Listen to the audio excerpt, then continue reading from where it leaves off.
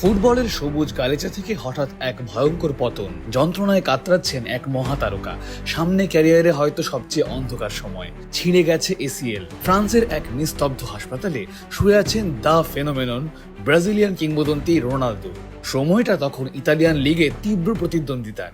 Ronaldo মাতাচ্ছেন inter মিলানের jersey, আর আরেক পরাশক্তি ইউভেন্টাসের হয়ে মাঠ কাঁপাচ্ছেন ফরাসি জাদুকর জিনেদিন জিদান। তারা শুধুই প্রতিপক্ষ নন, যেন দুই ভিন্ন গ্রহের দুই রাজা। কিন্তু সেই চরম প্রতিদ্বন্দ্বিতার মাঝেই রচিত হলো এক অবিশ্বাস্য গল্প। হাসপাতালের সেই বিষণ্ণ দিনে কাউকে কিছু না জানিয়েই হঠাৎ দরজা খুলে ভেতরে ঢুকলেন একজন। রোনালদোর চোখ যেন বিস্ময়ে আটকে গেল।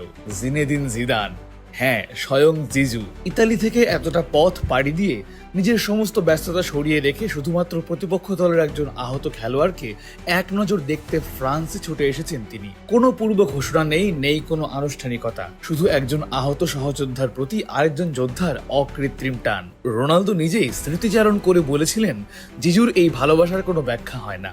ঠিক সেই হাসপাতালের ঘর থেকেই জন্ম নিয়েছিল ফুটবল ইতিহাসের অন্যতম সেরা এক বন্ধুত্বের, যেখানে কোনো ক্লাবের সীমানা নেই, আছে কেবল নিখাত শ্রদ্ধা। এভাবেই তো তৈরি হয় ইতিহাস, এভাবেই তো তারা হয়ে ওঠেন সত্যিকারের কিংবদন্তি।